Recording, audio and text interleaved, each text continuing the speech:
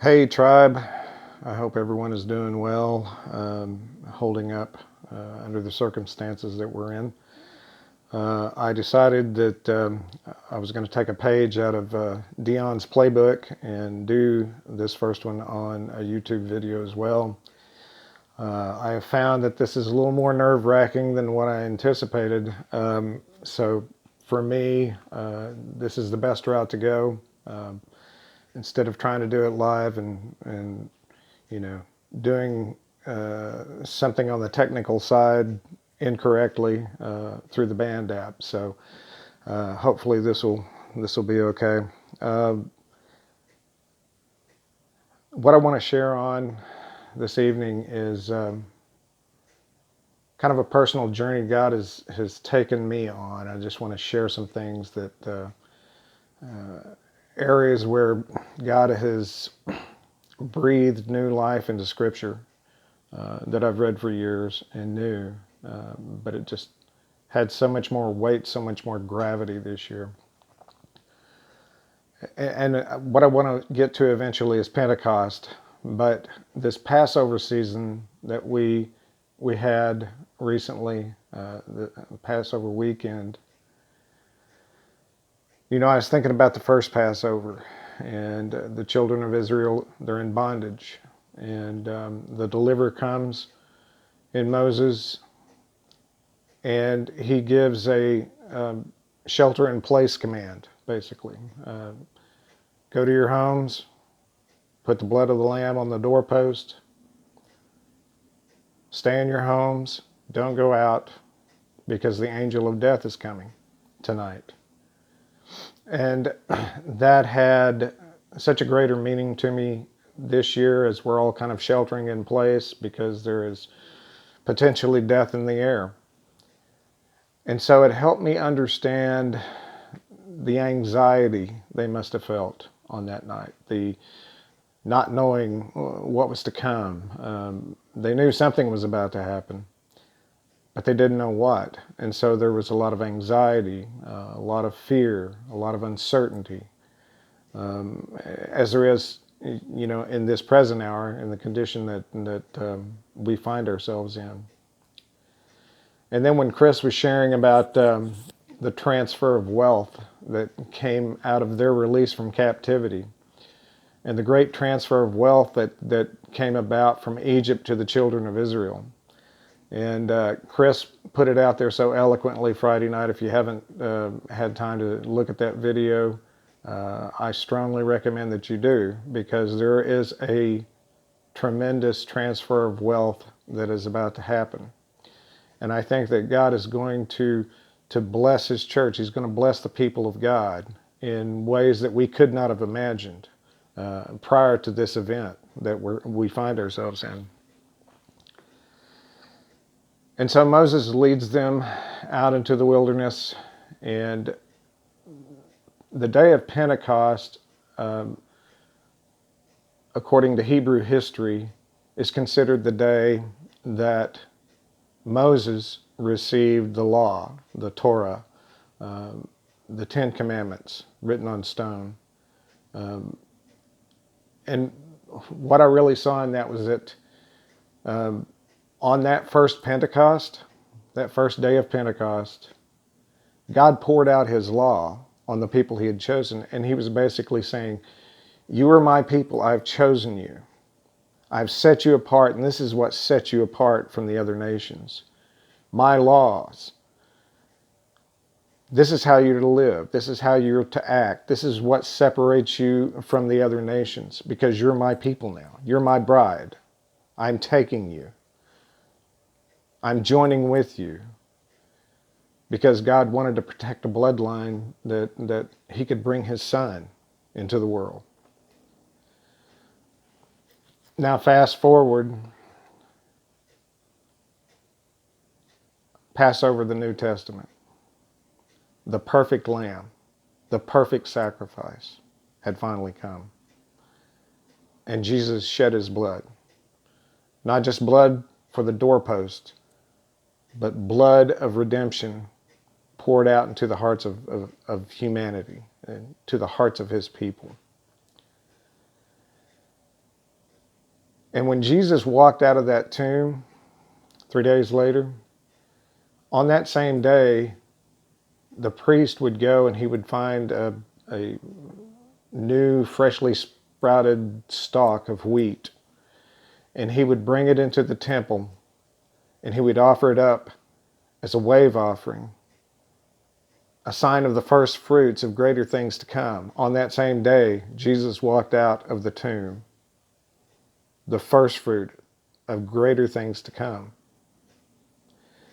And after spending some time with his disciples, 40 days, one of the disciples said, is this the beginning of your kingdom? Or I know in his mind he's thinking, are you about to declare yourself king and set us free from the Romans, and we're going to go out and conquer the world? And Jesus kind of said, you're missing the point. That's not for you to know. What I tell you to do is you wait until you receive power from on high. They didn't know it, but when the day of Pentecost fully came, instead of pouring out the law, God poured out his Spirit on 120 people in an upper room. And in pouring out that Spirit, something transformed humanity in a way that had never occurred before. Instead of laws written on tablets of stone, it's the law of the Spirit written in our hearts. God poured out his Spirit that day and said, this is the sign that separates you from the rest of the nations.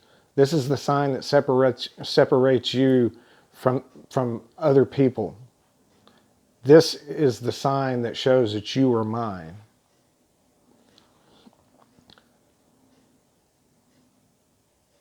That was an epic day in the history of mankind. Life would never be the same. The greater things were beginning to happen.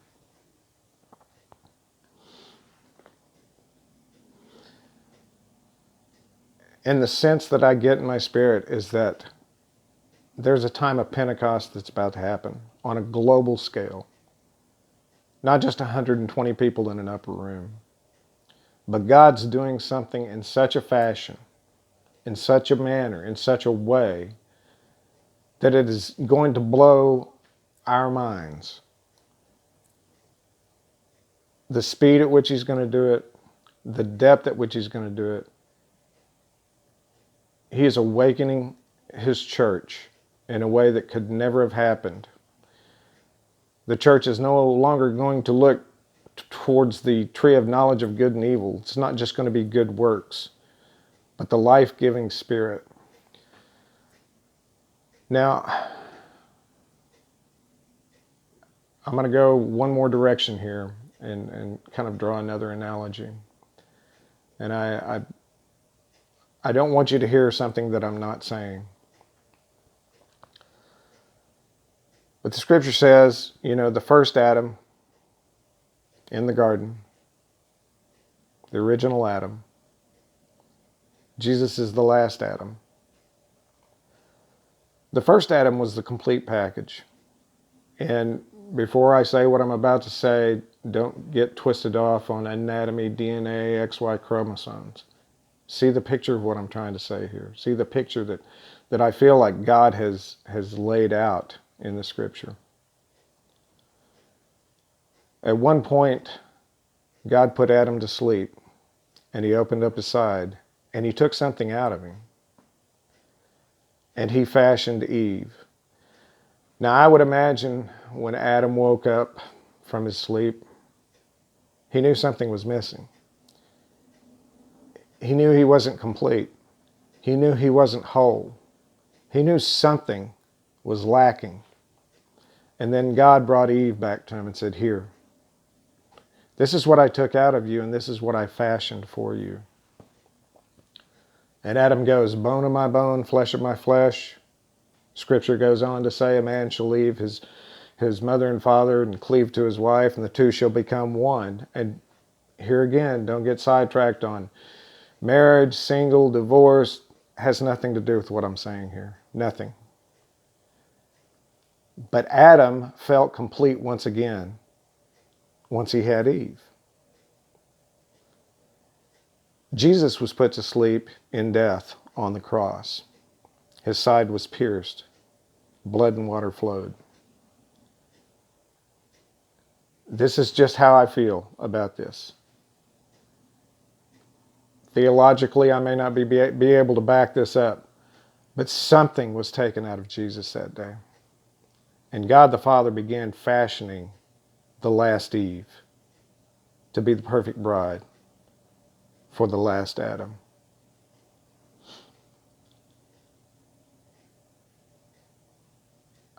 During this time, I think God is in the process of regaining the heart of the last Eve. During this lockdown time, I think he is drawing his bride back to him. Because, look, Jesus is Lord of everything in heaven, everything on the earth, everything under the earth. He has all authority. He has the keys to every realm. He is in control. He can do whatever he wants. He's able to do that. But what he chooses to do, and if you don't hear anything else, hear this. He chooses his bride to work through. You see, in a sense, Jesus is only complete when his bride is by his side. And I think in this hour, that's what God is doing. That's what Jesus is doing. He's regaining the heart of his bride once again, because he's not complete without us. By his choice, by his design. You know, you've heard Rick say many times that, we're busy waiting on God to do something, and the truth of the matter is God's waiting on us. Jesus is regaining the heart, the attention, the love, the affection of his bride.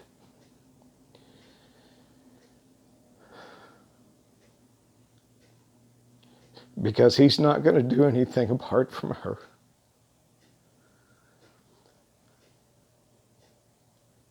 That is the love that he has for us. He's not going to do it on his own.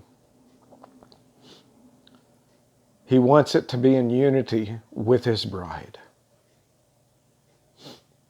until the whole earth is filled with his glory. Pentecost is coming. There's going to be an outpouring. And I'm not a timeline kind of guy. I'm not saying on the day of Pentecost something's going to happen.